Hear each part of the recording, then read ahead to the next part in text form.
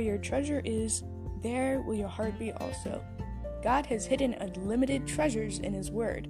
Every time we open it, we can discover a new treasure, or admire an old one. What will we find today?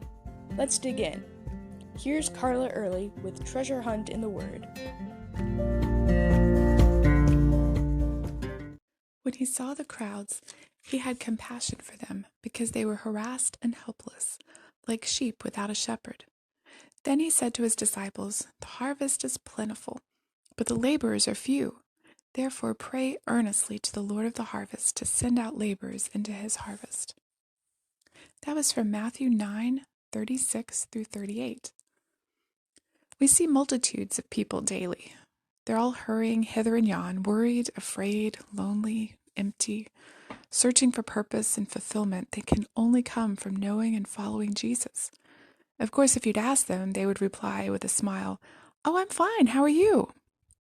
So on the surface, they're putting up a good front. They don't know what they need is Jesus. And we don't seem to notice that either.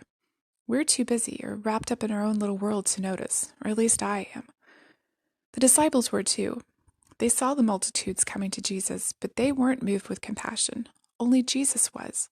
Only He knew their hearts, whereas the disciples, like us, only saw the surface. He saw them as they were, sheep without a shepherd, tired and weary from wandering aimlessly around, lost, with no one to guide them, hurting, longing for something, but what? As Jesus said to the disciples, He says to us today, "The harvest truly is plentiful, but the laborers are few." There are people I love out there. They need someone who cares to bring them to me.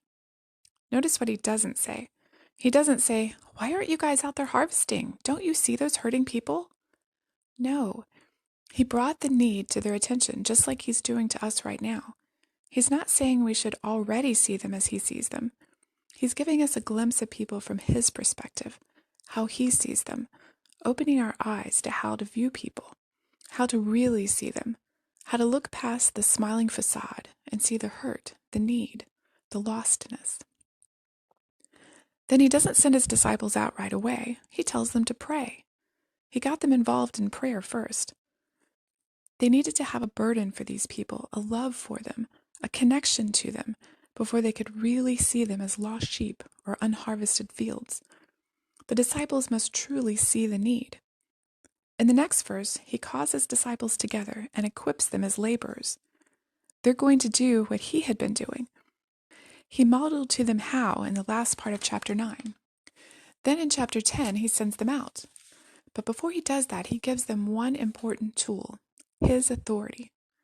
They wouldn't be teaching and healing all on their own. They'd be doing it in His name, with His authority. Jesus sent them out at the beginning of chapter 10 as answers to their own prayer that He had told them to pray. They were the ones who would answer their own prayer. In chapter 10, verse 1, He calls them disciples, students who are being taught. But in verse 2, they're called apostles, qualified representatives sent on a mission. Of course, that didn't mean that they weren't going to be students anymore. They still had plenty to learn. But they were sent out as apostles, equipped to represent Him to the world. How do we see people around us? Do we need God's perspective of them? The first step is to pray. Pray for your neighbor or your coworker, especially if they're irritating or hostile toward you. Ask God to give you a love for them that you never had before. Maybe even ask them how you could pray for them. Then pray for an opportunity to talk to them about the Lord. Pray for boldness, authority to speak truth into their lives. I'd love to hear about your adventures as apostles, representatives of Christ to your ripening field. You can contact me at treasurehuntintheword@gmail.com. I'm Carla Early. Thanks for listening.